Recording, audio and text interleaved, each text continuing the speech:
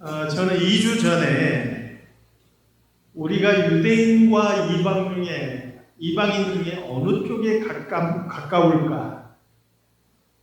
오히려 우리는 이방인들보다 유대인 쪽에 가까울 수 있는 사람들이다, 이렇게 말씀을 드렸어요. 그래서 내가 스스로 의인이다 생각할 수 있고 남을 판단하고 정죄하는 그런 마음을 갖기 쉬운 사람들이 어쩌면 우리들일 수 있다 하는 것을 말씀을 드렸어요. 신앙생활을 오래 하다 보면 또 직분이 무거워질수록 우리 스스로 그렇게 유대인과 같은 그런 사고를 할 수가 있다는 것을 말씀을 드렸어요. 그래서 오늘 본문을 통해서 다시 한번 유대인들이 복음에 대해서 순종하지 않았던 그 이유를 살펴보고 우리들의 경계를 삼고자 합니다. 누구든지 주의 이름을 부르는 자는 구원을 받으리라 선언했고, 또 이것이 전파되어야 한다고 지난주에 말씀을 드렸죠. 그러나 오늘 본문은요, 어떻게 시작합니까? 본문 13절 말씀. 죄송합니다. 바람 때문에 넘어갔어요. 본문 16절 말씀 우리 한번 같이 읽어볼까요? 본문 16절 말씀 함께 읽겠습니다. 그러나 그들이 다 복음을 순종하지 아니하였도다.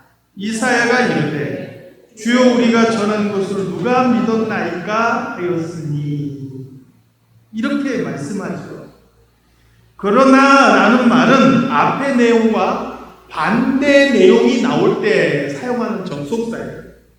그러니까 본문을 다시 정리해 보면 어떤 내용이 되느냐? 누구든지 주의 이름을 부르는 자는 구원을 받는다. 이 복음이 전파되었으나 그들은 복음을 받지 않았다. 이런 말입니다. 여기서 그들은 바로 유대인들을 의미하는 거죠. 누구든지 주의 이름을 부르는 자는 구원을 받는다는 거예요. 이게 복음이고, 이 복음이 전파되어야 하고 또 전파되는데 유대인들은 이것을 받아들이지 못한다. 그 이유가 무엇이냐? 오늘 본문과 더불어서 이전의 내용까지 합해서 두 가지로 그 이유를 살펴보도록 하겠습니다. 첫 번째로 유대인들이 복음을 순종하지 못한 이유는 누구든지라는 이 말을 용납할 수가 없었기 때문에 그렇습니다. 우리는 지난 시간에 복음의 핵심이 무엇인지를 살펴보았었죠. 복음이 무엇이냐? 복음은 죽은 자 가운데 다시 살아나신 예수 그리스도, 바로 이게 복음인 거예요. 여기에 더해질 것도 없고 뺄 것도 없어요. 죽은 자 가운데서 살아나신 예수 그리스도, 그 이름, 그분 외에 다른 복음은 없는 거예요. 바로 그분을 믿는 자는 구원을 받는다. 그것도 누구든지. 그래서 로마서 10장 13절에서 무엇이라고 선언했습니까? 누구든지 주의 이름을 부르는 자는 구원을 받으리라. 그런데 누구보다도 이 복음에 가까웠고 이 복음의 역사와 함께했던 대부분의 유대인들이 이 복음을 거부한 거예요. 거부한 정도가 아니라 앞장서서 복음을 방해하고 대적했죠. 바울이 이방인의 사도를 자처한 이유도 이 동족 유대인들이 복음을 거부했기 때문입니다. 바울이 복음을 전하는 데 있어서 가장 방해한 사람들도 유대인이죠. 데살로니가에 가서 복음을 전하는데 바울이 2주 만에 그 지역에서 쫓겨나요. 왜요? 그 지역에 있는 유대인들이 소유를 잃게. 데살로니가에서 쫓겨나서 베레아라는 곳으로 갔는데 그곳 사람들은 굉장히 신사적이에요. 아주 젠틀맨. 그래서 말씀을 받고 그 말씀이 그러한가 해서 깊이 생각하는 중에 믿는 사람들이 많아졌어요. 그런데 데살로니가에 있는 유대인들이 그 베레아에까지 쫓아와서 소유를 일으킵니다. 이런 전통주의자 유대인들만 바울을 괴롭힌 것은 아닙니다. 복음을 받아들였던 유대인으로서 그리스도인 된 사람들, 바로 그 사람들도 바울을 괴롭혔죠. 바울이 전한 복음의 핵심은 바로 예수 그리스도의 십자가와 부활이에요. 로마서에서도 한결같이 이야기하고 있는 게 바로 그거죠. 예수 그 이름밖에 없는 거예요. 그분이 십자가에 죽으셨으나 다시 부활하셨다. 이게 바울이 전한 복음의 핵심인 거예요. 그런데 예수를 믿었다고 하는 어떤 유대인들이 바울의 뒤만 따라다니면서 교회들을 찾아가서 이야기하는 거예요. 야, 바울이 예수를 믿으면 구원받는다고 말했어? 그래, 그 말이 맞지만 그것 가지고는 부족해. 너희들이 우리 유대인들처럼 할례도 받아야 돼. 구약의 율법도 지켜야 돼. 그래야만 너희들이 구원을 받을 수 있어. 이렇게 이야기하는 거예요. 유대인들이 왜 이렇게 이야기하느냐? 그들이 예수를 믿었음에도 불구하고 끝까지 버리지 못한 게 뭐냐? 우리만 특별하다.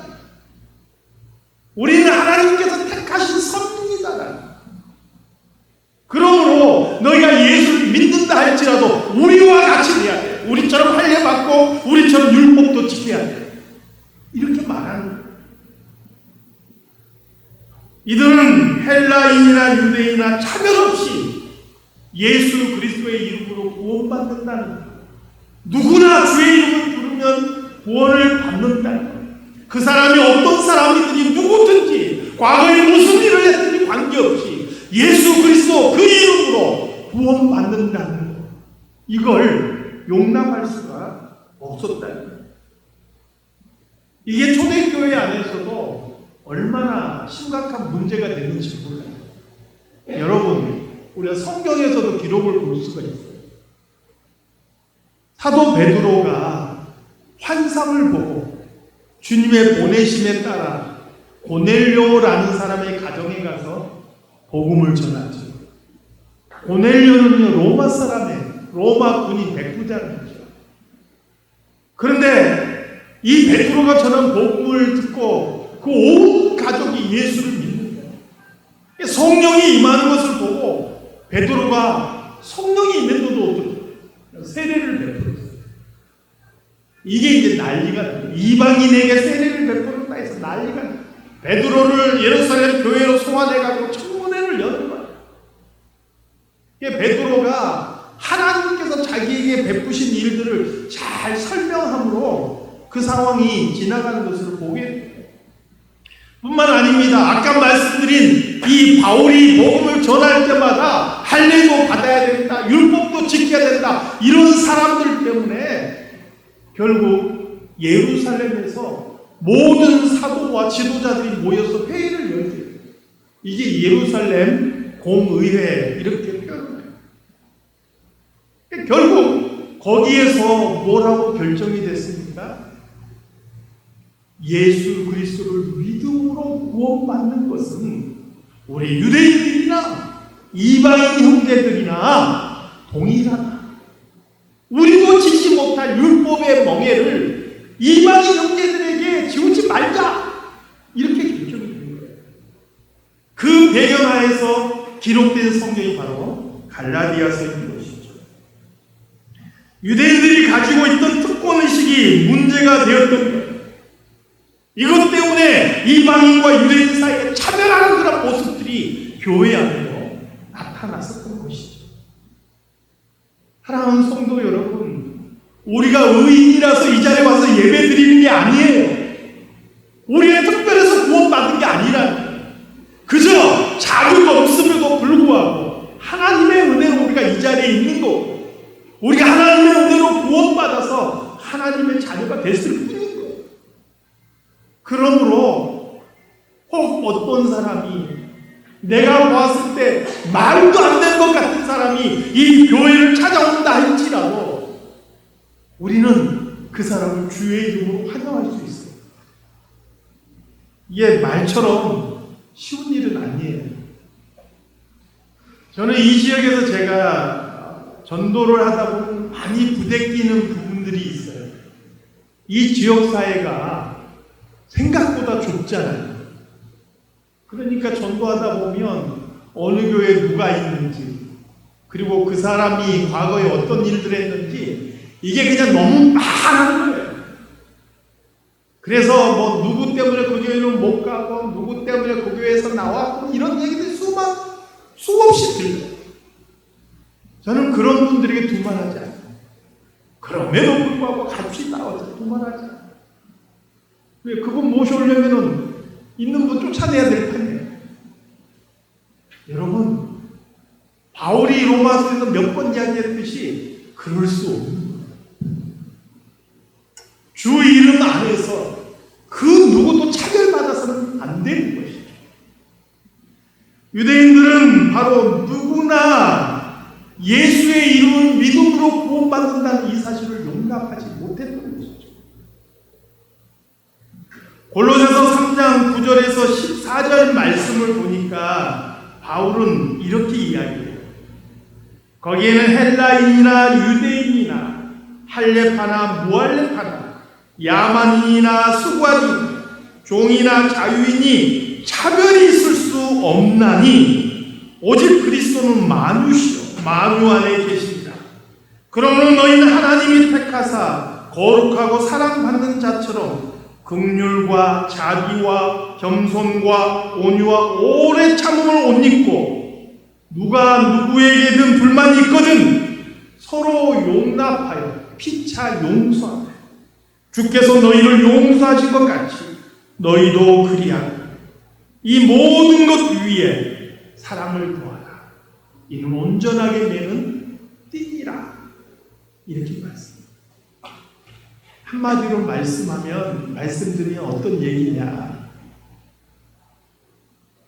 우리가 살다 보면 불만이 있을 수 있어요. 누구에게. 누구하고 감정 상할 수 있고 때로는 상처받을 수 있어요.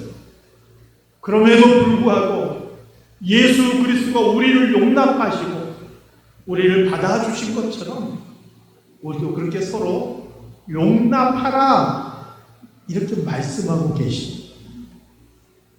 그 사람이 과거에 어떤 사람이었든지 적어도 교회 안에서만큼은 주의 이름으로 용납되어야 한다라고 말씀하고 있는 것이죠. 이게 쉬운 일은 아니지만 사랑하는 성도 여러분, 우리가 주님의 마음을 품고 용납하고 받아주고 참아주고 이렇게 하려고 최선을 다해서 노력하는 저와 여러분이 다 되시기를 주님의 이름으로 축원합니다. 두 번째, 유대인들이 복음을 순종하지 못한 이유는 무엇입니까? 오늘 본문 16절을 봤죠, 우리가. 이 본문 16절의 중간 부분은요, 이사야 53장 1절을 인용하고 있습니다. 이미 아시겠지만 이사야 53장은요, 고난받은 종이라는 타이틀이 붙어 있어요. 물론 성경에 그렇게 붙어 있는 게 아니고 많은 학자들이 이렇게 타이틀을 붙였어요. 이사야 53장은 여러분들은 굉장히 익숙할 거예요. 왜냐? 성찬식 때마다 제가 낭송하거든요. 그럼에도 불구하고 아직도 느낌이 안 오신 분은 제가 한 구절만 읽어드릴게요. 그가 찔림은 우리의 허물 때문이요. 그가 상함은 우리의 죄악 때문이요. 그가 징계를 받음으로 우리가 평화를 누리고 그가 채찍에 맞음으로 우리가 나음을 이룹니다. 이 말씀이 이사야 53장입니다. 이 이사야 53장의 이 고난받은 종의 노래를 알리는 시작하는 1절 말씀이 바로 오늘 본문에 인용되어 있는 거예요. 주여 우리가 전하는 것을 누가 믿었나이까? 여러분, 주여 우리가 전하는 것을 누가 믿었나이까? 이거 믿었다는 소리입니까? 안 믿었다는 소리입니까? 자, 우리가 전하는 것을 누가 믿었나이까? 자, 믿었어요? 안 믿었어요? 안 믿었다는 소리예요. 이게 지금 의문문으로 이렇게 이야기를 했는데 이 말은 뭐냐면 우리가 전한 것을 안 믿었습니다. 이 소리예요. 복음을 전하는데 이 복음이 믿어지지 않는 거예요. 어떤 복음이에요? 고난받는 종으로 오시는 메시아에 대한 복음. 이게 안 믿어지는 거예요. 유대인들이 받아들이지 않은 것이죠. 여러분, 오실 메시아인데 그 메시아가 고난받는 종으로 오시는 거예요. 위대한 왕, 유대인의 왕으로 오셔서 로마의 압제에서 자신들을 해방시켜주고 이스라엘을 세계 강국으로 우뚝 세워줄 그런 왕으로 오실 메시아여야 하는데 고난받는 종으로 오시는 메시아입니다. 유대인들의 입장에서는 말도 안 되는 거예요. 한마디로 말하면 내 기대에 어긋났다는 거예요.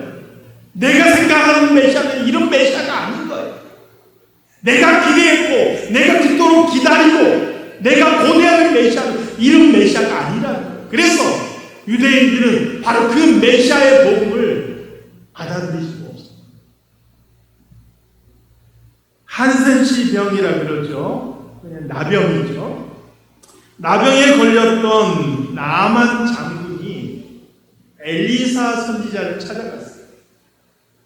오직 엘리사 선지자만 이 병을 고칠 수 있다는 소식을 들었기 때문에 비록 적국의 장군이지만 이 엘리사 선지자를 찾아갔어요. 그런데 이 엘리사 선지자가 문도 열어보지 않고 종을 보내서 이야기합니다. 요단강에 가서 몸을 7번 씻으라. 나만 장군이 이 이야기를 듣고 불같이 화를 내죠. 왜 화를 냈어요?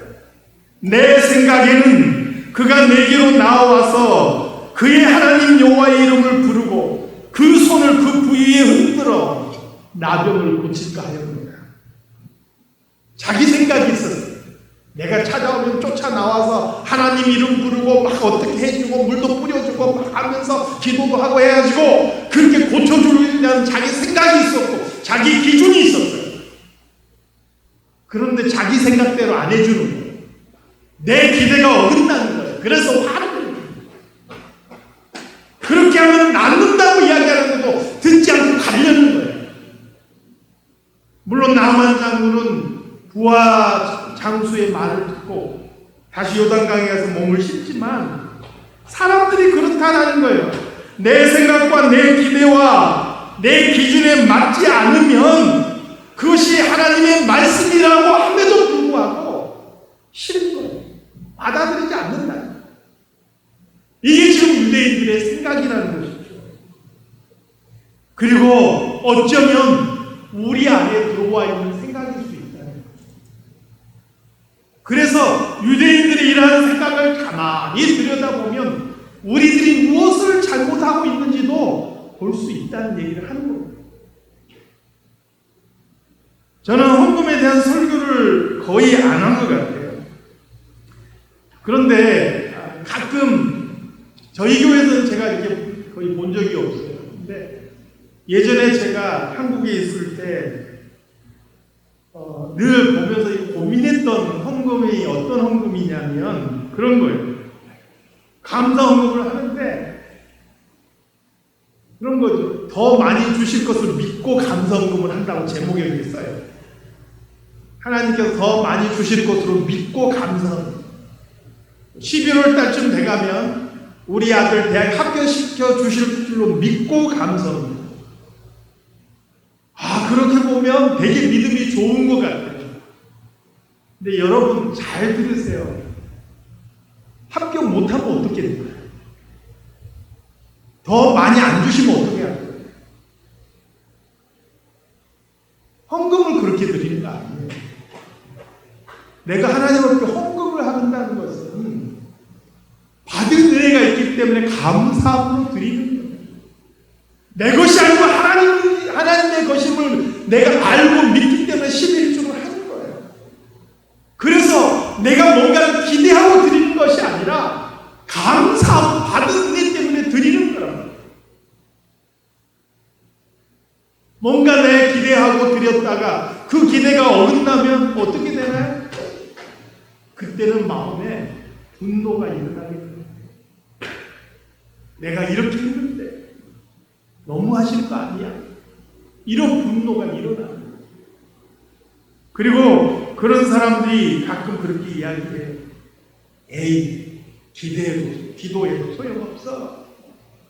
뭐 작정기도 무슨 뭐 헌금 그거 해봤자 소용없어. 내가 다 해봤어.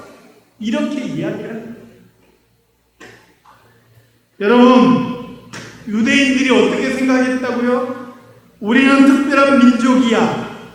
비록 지금은 우리가 로마의 속국으로 있지만 하나님께서 메시아를 보내서 저 잔악한 로마 놈들을 몰아내고 이곳에 메시아 왕국을 세울 거야. 이렇게 기대했다는 거예요. 이게 유대인들이 기대한 복음이에요. 심지어 성령 받기 전에 예수님의 제자들조차도 그렇게 기대했어요. 그런 유대인들에게 고난받는 종으로 오신 예수님, 죄인들을 위해서 자기 자신을 아낌없이 내어주시고 십자가에 죽어주시는 그 예수님은 도무지 받아들일 수 없는 도움이었던 거예요. 사랑하는 성도 여러분, 오늘 17절 말씀에서 뭐라고 이야기합니까? 믿음은 어디서 난다고요? 들음에서. 들음은 그리스도의 말씀으로 말미암는다는 말씀입니다. 내 기대와 내 욕심에서 나오는 게 아니에요. 내가 그동안 경험한 거에서, 내가 그동안 헌신하고 봉사한 거에서 믿음이 나온 게 아니에요. 내가 열심히 헌신하고 봉사했다 해서 믿음이 자라는 게 아니란 말이에요. 믿음은 어디서 나오느냐? 하나님의 말씀을 있는 그대로 듣는 것. 거기에서 믿음이 나오는 거예요. 내 기준대로, 내 입맛대로 끌어맞히지 말라는 거예요. 말씀 그대로 듣고 순종하라는 거예요. 거기에서 믿음이 나오는 거예요.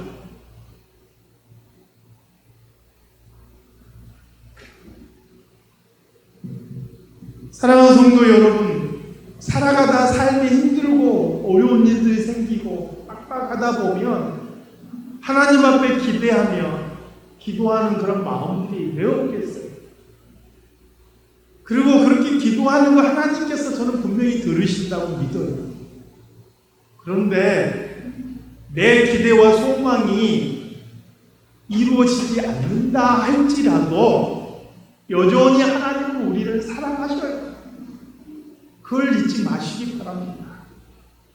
그리고 그런 와중에도 하나님께서 나에게 무엇을 원하실까? 하나님의 말씀에 귀를 기울이십니다.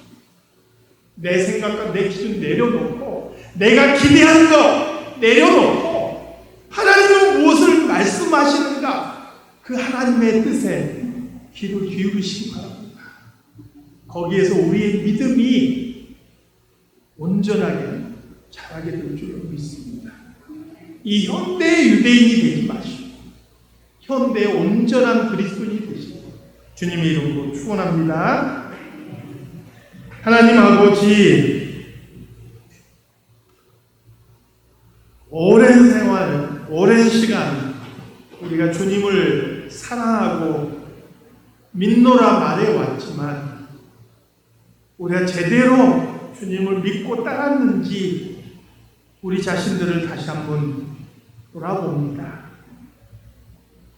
말씀대로 하나님의 뜻대로 그러니까 믿고 순종하는 저희 모든 성도들이 다 되게 하여 주시옵소서.